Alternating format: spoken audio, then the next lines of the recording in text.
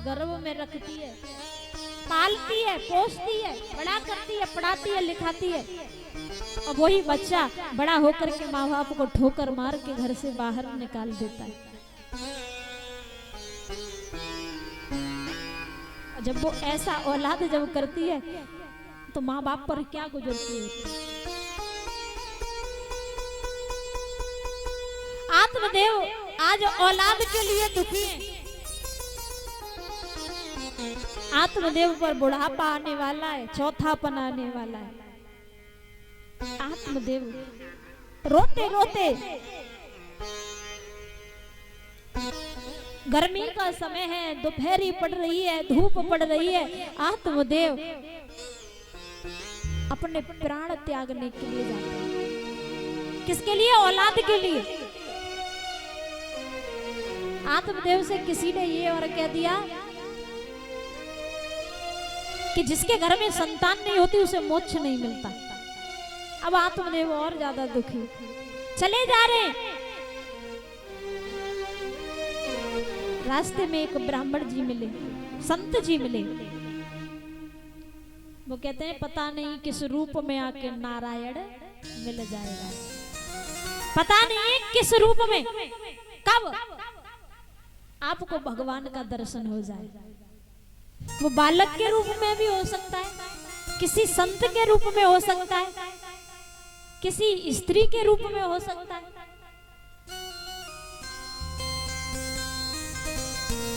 तो परीक्षित महाराज एक ब्राह्मण जी मिलते हैं। ब्राह्मण जी ने जब आत्मदेव को देखा तो पूछने लगे,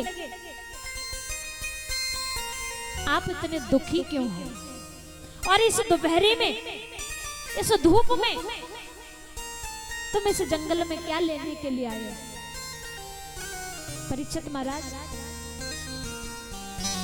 आत्मदेव ने कहा कि मेरे घर में कोई बालक नहीं हुआ, इसलिए मैं मरने के लिए आया हूं, प्राण त्यागने के लिए आया हूं।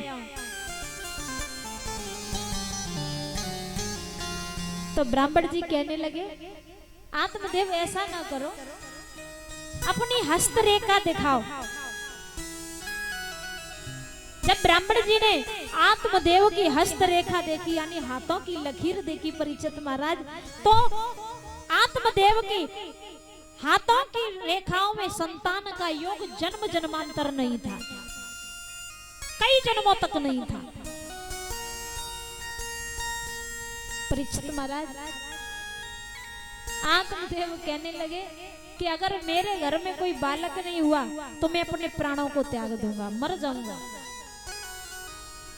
अब ब्राह्मण जी बड़े दुखी, बहुत समझाया, आत्मदेव नहीं माने। तो ब्राह्मण जी ने आत्मदेव को एक फल दिया और कहा कि ये फल ले जा करके तुम अपनी पत्नी को खिला देना, तुम्हारे घर में संतान की प्राप्ति हो जाएगी। आत्मदेव उस फल को लेकर के आए और धुंधली से कहा कि लो इस फल को खा लो, हमारे घर में पुत्र की प्राप्ति हो जाएगी। अब धुंधली ने उस फल को तो ले लिया, पर लेकिन खाया नहीं। क्यों नहीं खाया?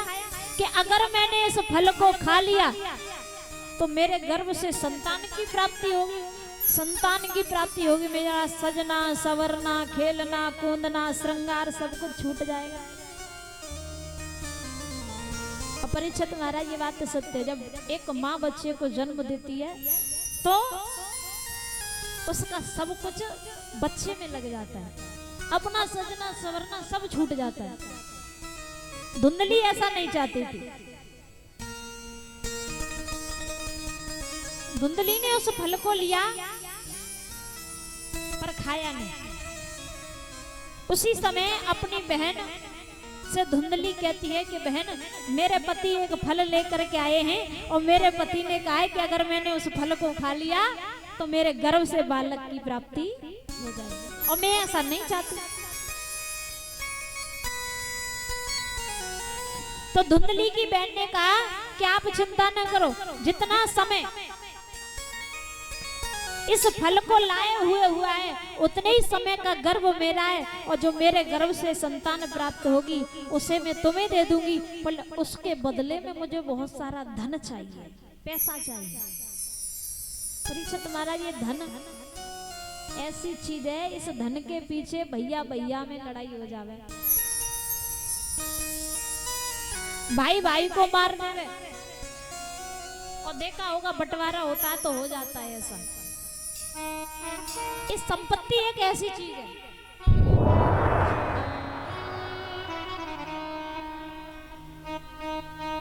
धुंधली कहने लगी ठीक है, जो फल आत्मदेव लेके आए थे परीक्षित महाराज, वो फल गाय को खिला दिया, क्योंकि आत्मदेव के घर में एक गाय थी और उस गाय ने भी कभी बछड़े को जन्म नहीं दिया था, कभी बछड़ा को जन्म नहीं दिया था।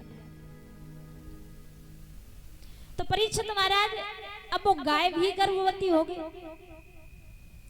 उसकी बहन के गर्भ से एक बालक का जन्म हुआ, तो धुंधली ने उसे गोद ले लिया, अपनी बहन को धन दे दिया, और गाय के गर्भ से भी एक बालक का जन्म हुआ, जिसके केवल नाक और कान गाय जैसे थे और पूरा शरीर मनुष्य के जैसा था। तो उस गाय के बच्चे का नाम पड़ा गोकर्ण।